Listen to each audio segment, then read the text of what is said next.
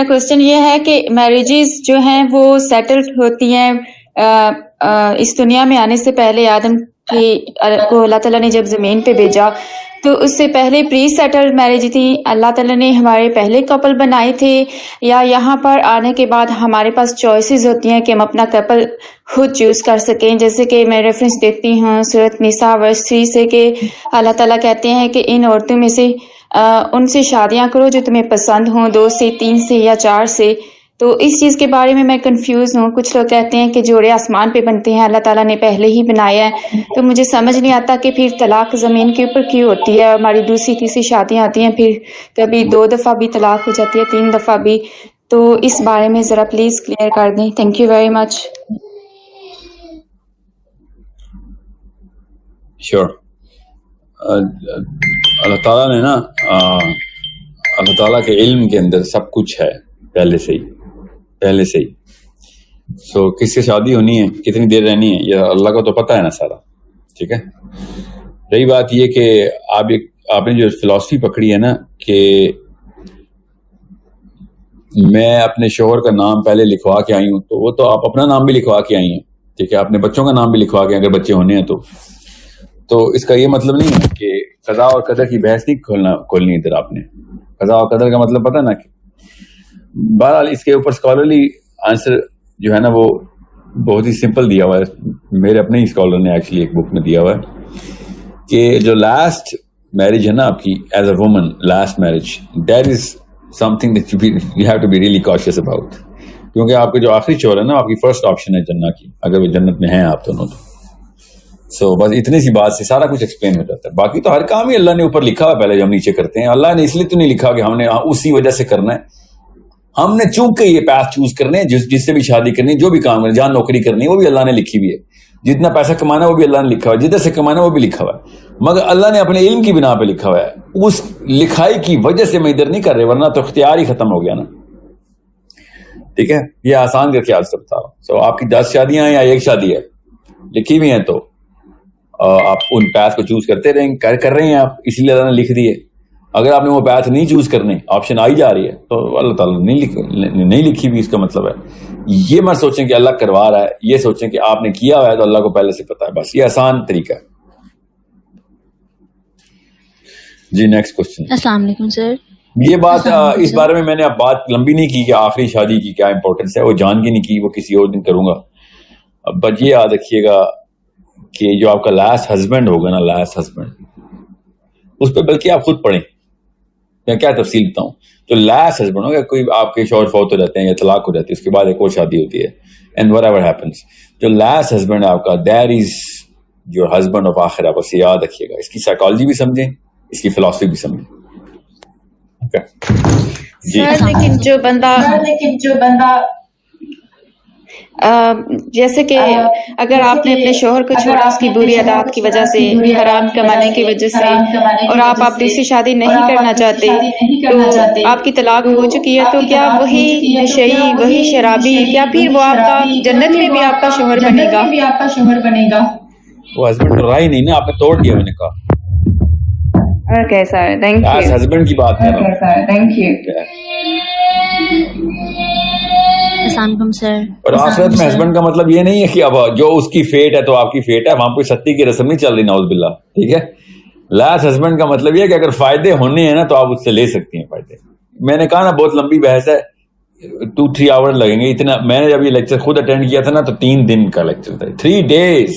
خیر وہ نکاح کا ہی تھا، مگر اس کے اوپر جو کھینچا سوال ہی آپ بنتے نا اتنے، اور لڑکوں کے اتنے بنتے نہیں، پھر بھی ہم نے اتنے پوچھے تھے سوال، لڑکیوں کے تو 100 سوال بننے چاہیے اس کے اوپر۔ تو پڑھیں آپ اس کو، اٹس اے ویری بیوٹیفل فلسفی، beautifully complete as to why the last husband would be the first choice۔ جی السلام علیکم سر۔ ایک دعا اور میں کمپلیٹ کر دوں، میں ریٹریٹ کرتا ہوں، خواتین سن رہی ہیں، وہ شوہر جس کا آپ نے طلاق دے دیا وہ شوہر نہیں، اس کو شوہر کہنا بند کر دیں آپ، ٹھیک ہے۔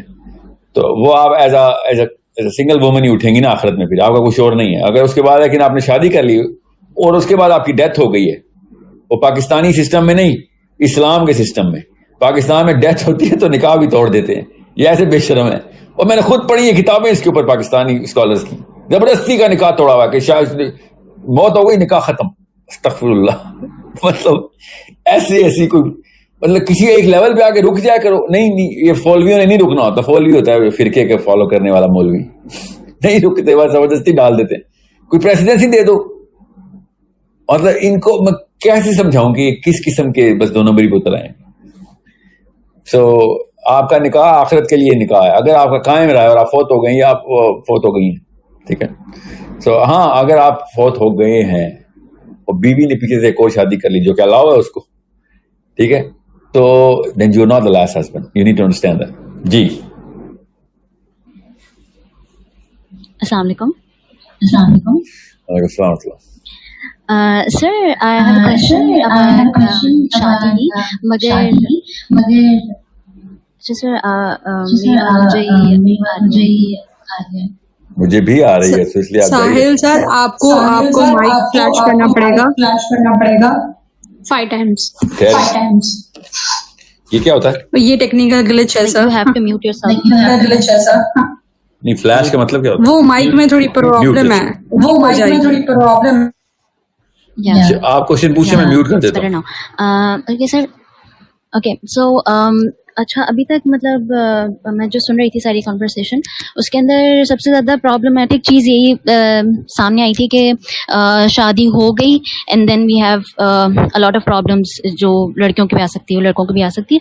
But what if somebody wants to get married but the parents don't allow them to get married. Like کبھی ایسا ہوتا ہے کہ میں لو میرجز کی بات نہیں کر رہی, میں ویسی ان جنرل بات کر رہی ہوں کہ I have seen some cases around my self کہ کچھ پیرنٹس ایسے ہوتے ہیں that they don't like they don't want their kids to get married. تو اس سے پھر ظاہر ہے پھر بچوں میں بھی وہ ریبیلیس ہو جاتے ہیں. دین پھر مطلب وہی ایموشنل بلیک میلس کہ بھائی آپ مطلب آپ پیرنٹس کے خلاف جا رہے ہیں یہ اور وہ.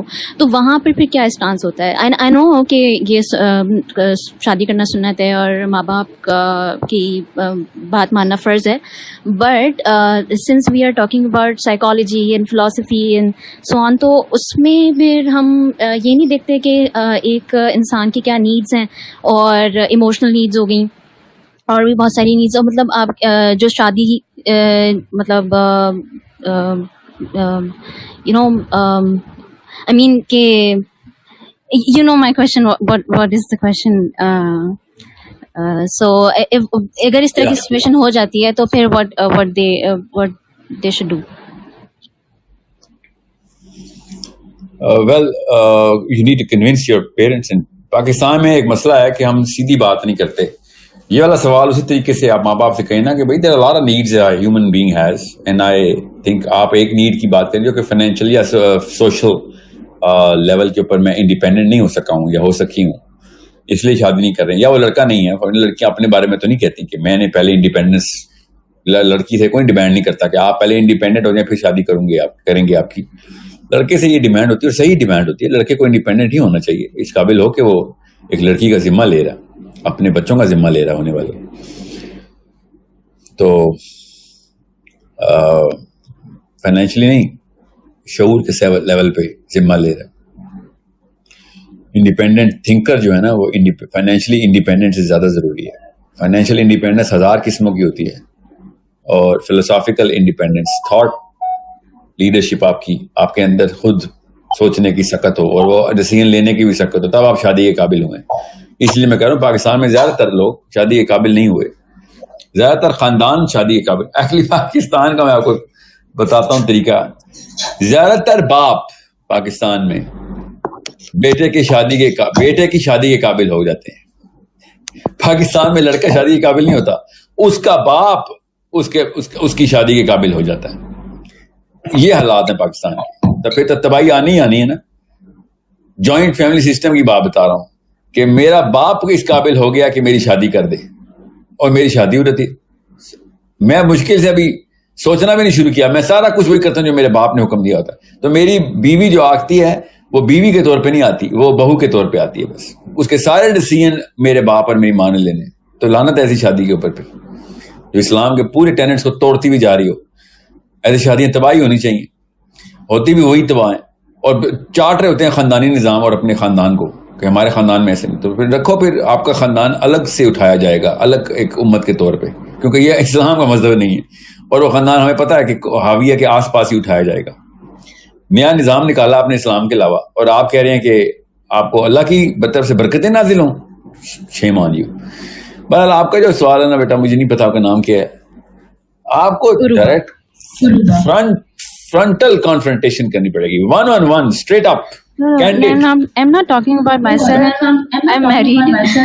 I'm not talking about you. I'm talking about your questions, respondents, people who are relevant to your questions.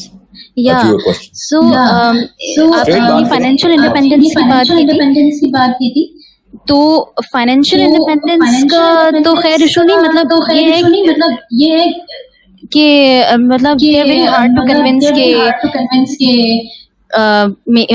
Us age پہ میری شادی ہو جانی چاہیے, یا چھوٹا آنسر دیتا ہوں. ایک لڑکا اگر اپنے ماں باپ کو نہیں کنوینس کر سکتا نا, تو ابھی وہ شادی قابل ہوا بھی نہیں, وہ مین چائلڈ لیا ابھی, تو اچھی بات اس کی نہیں ہو رہی. بعد میں کیا لوگوں کو کیا, تو اٹس اے ٹو وے. میں نے یہ 2 prong آنسر دیا ہے. کوئی ماں باپ بھی سن رہے ہوں گے نا, تو وہ کہیں گے ہاں ٹھیک کہہ رہا ہے, کیونکہ بیٹا اگر اس قابل ہوتا تو ہم کر چکے ہوتے, اور بیٹا بھی اس کو سمجھ آ رہا ہے کہ ہاں یار اگر مجھ سے یہ دونوں ڈیل ہو رہے ہیں, آگے 500 بندے ڈیل کرنے شادی کے بعد, میں نے پوری دنیا کو ڈیل کرنا نا, ایک فیملی کو چلانے کے لیے انتظام کرنے ہوتے ہیں.